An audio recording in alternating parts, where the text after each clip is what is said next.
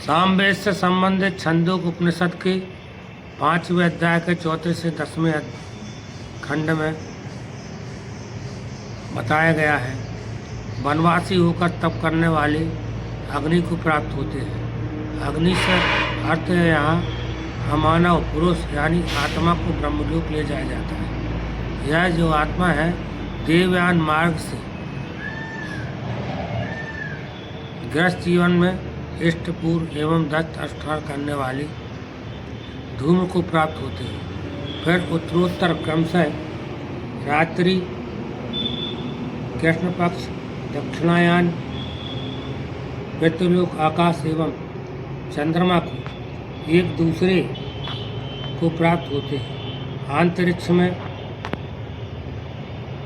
दिखने वाले सोमरूप राजा देवों का भक्षण अन्न है।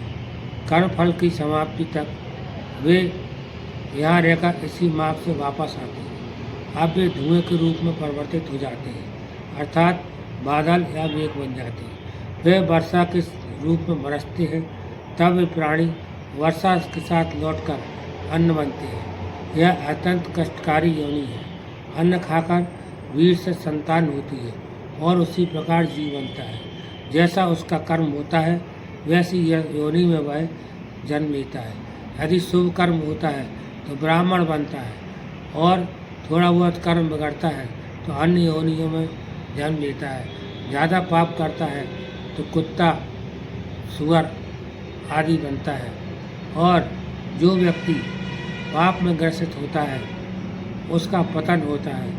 बहुत योनि तक वह घूमता फिरता है पर उसे अच्छी योनि नहीं मिलती। और जो पुण्य करता है वह इस लोक से मुक्त होकर के परलोक गमन करता है, स्वर्ग को जाता है। फिर उसका जन्म मृत्यु का बंधन समाप्त हो जाता है।